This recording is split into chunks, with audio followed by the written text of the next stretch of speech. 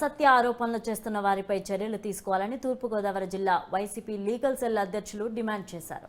అసత్య ఆరోపణలు చేస్తున్న వారిని శిక్షించాలని రాజమహేంద్రవరం 3 టౌన్ పోలీస్ స్టేషన్ ఎస్ఐకి ఫిర్యాదు చేశారు.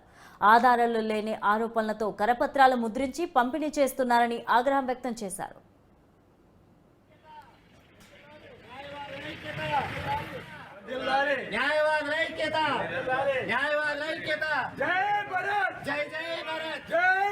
जय जय भारत जय जगन जय जय जगन जय जगन जय जय जगन जय भारत जय भारत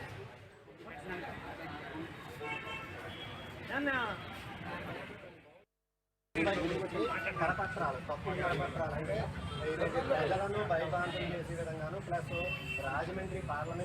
రాజమండ్రిలో రోడ్ల మీద కూడా ప్రజలు తిరగడానికి భయభ్రాంతులు చేసే విధంగా తిప్పుతున్న ఈ అరాచక మోకల్ని అరికట్టడాన్ని రాజమండ్రి 3వ పట్టణ పోలీస్ స్టేషన్ లో కంప్లైంట్ ఇవ్వడం జరిగింది.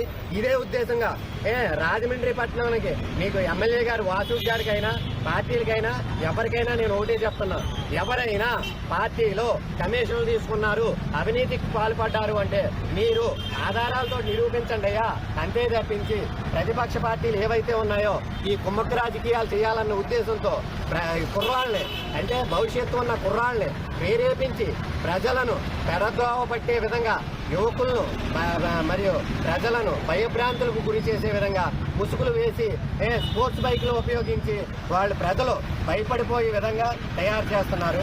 అలాంటి ప్రకటనలు మానుకోవేయాలని చెప్పి దానికి సంబంధించి ఈ రోజు తూర్పుగోదావరి జిల్లా వైఎస్ఆర్సీపీ లీగల్ సెల్ తరఫున కంప్లైంట్ ఇవ్వడం జరిగింది.